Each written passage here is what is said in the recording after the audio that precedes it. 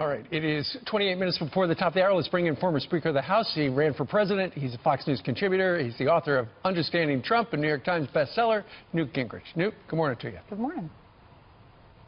Good to see you. Good to be with you. Absolutely. Okay, so Steve Bannon is out at the White House. How do things change now for the president? No, I don't think very dramatically for the president. I think that Bannon was one of the sources of ideas, but I think Bannon will still be a source of ideas on the outside. What you're really seeing is a consolidation of General Kelly's ability to run an organized, disciplined, structured White House. And that's something the president has needed very badly. I think that with General Kelly, he has somebody who could be the kind of chief of staff that Jim Baker was to Ronald Reagan. And if they continue to work together well, I think you'll see a very steady improvement in the routine effectiveness of the administration. And I think in that kind of environment, the Steve Bannon is much more of a free spirit. I once said that he was a pirate serving in the U.S. Navy, and I think he preferred to go back to being a pirate. And he'll be on the outside attacking things he doesn't like and arguing, offering ideas the president will sometimes adopt. The other area you know quite well is what goes on in Congress, how it relates to the White House, whether you have a Republican or Democrat in there. What I'm pretty amazed at over the last few weeks, Senator Bob Corker has been critical of this president. Senator Ben Sasse doubles down with this big missive, and then you have a book coming out by Senator Jeff Flake, which is really dismissive of President Trump's agenda and his populist candidacy. What would you like to see the president do in order to push his agenda forward, even if he dislikes who these people are? He needs them. How does he get them in the fold? Well, I think there are three key steps. The first he's already taken. John Kelly has tremendous relationships with both Democrats and Republicans. He was the Marine liaison to the House when I was Speaker. He served for two different Secretaries of Defense as the principal military advisor. He understands Washington very well, and he's respected on both sides of the aisle. That's step number one. Step number two, the president's got to learn to think in team terms. I noticed just that Jack Nicklaus on, who of course is maybe the greatest golfer, or one of the two or three greatest golfers of all time. One of the challenges for the president is that golf in a way is an individual sport. It's you against the course. The game he's now in is a team sport. And I think he needs to think like a team leader and a team builder. And that's a very big change for somebody who's used to playing an individual sport. So if he's going to be successful on Capitol Hill, he's going to have to build a Trump team. And a lot of the people you just mentioned in the long run may end up on that team if he works with them. The last thing he's got to do, I mean, I'm being very candid here, is he's got to quit stepping on himself. He had a very good infrastructure press conference the other day, and then he stepped on it, blew it, guaranteed that it wouldn't get covered. That's like a quarterback who goes out and throws the ball down to the other side and fumbles on the first play of every possession.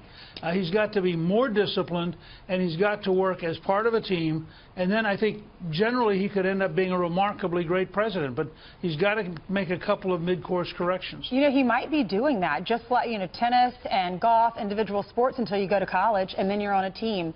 And I think the president asking all these generals to come in and meet with him at Camp David, that's a sign that he is working with the team. He's asking the experts in that field what he should do about Afghanistan. He's going to be talking about Afghanistan tonight at 9 o'clock, Fort Myer, which is in Arlington, Virginia, and talking in front of the troops and telling them, I realize your lives are important. Before I send you to Afghanistan, I am consulting the experts and these generals who have your best interest in mind. What do you think the president, what is he going to tell the American people tonight? Well, let me say, first of all, you put your finger on one of the places where he's had a real breakthrough. He has a superb national security team with Secretary Tillerson and with General Kelly, General Mattis, and General McMaster. So I think nobody could argue that he's doing this without having thought it through and have had first-rate people thinking through what he's going to do. I think what he's going to say is pretty simple, and it relates back to what just happened in Barcelona and what we've seen happening around the world. We are in a long-term struggle with terrorism and with Islamic supremacists. We know that the last time we allowed Afghanistan to be an empty space, it was filled with the Taliban and by al-Qaeda, and the planning for 9/11 was done in Afghanistan. We know if we pull out and the government collapses, you're going to have some combination of ISIS, al-Qaeda and the Taliban running the country again. That's a long-term, very real threat to the United States and Europe and all of our allies. And I think what he's going to say is that there's a prudent investment, probably 4,000 or 5,000 troops, that allows us to train the Afghan army, which combined with a new level of pressure on the Pakistanis to clean up the northwest frontier, which is the sanctuary that the terrorists have been using, could lead us over the next few years to a much better future. I think you're going to see relatively few American casualties. You're going to see a real emphasis on training the Afghans, helping them learn to fight to defend their own country. Right. And I think in the long run that will be the right strategy. And but of course they got to start learning to fight. We've been training for 16 years. Special ops are doing it, but no one else is. Real quick, Newt, would you have the president Tuesday night in Phoenix open up with a clarification on his stance on race relations? I think I'd have the president talk about bringing us together and then talking beyond race relations. And remember, an awful lot of the people who have been demonstrators on the left aren't African American or Latino. They're white radicals.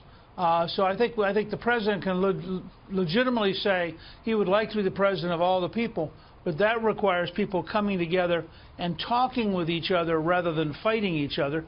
I think a speech like that would be very helpful to the entire country and would probably be repudiated by the hard left. All right, let's see. That's tomorrow night. You'll see it here on the channel. And we just watched Newt Gingrich on the channel. What a television show, I'm telling you. All right, If you missed Newt, buy his book. Thank you very much for joining us. Thank you so much, Mr. Speaker.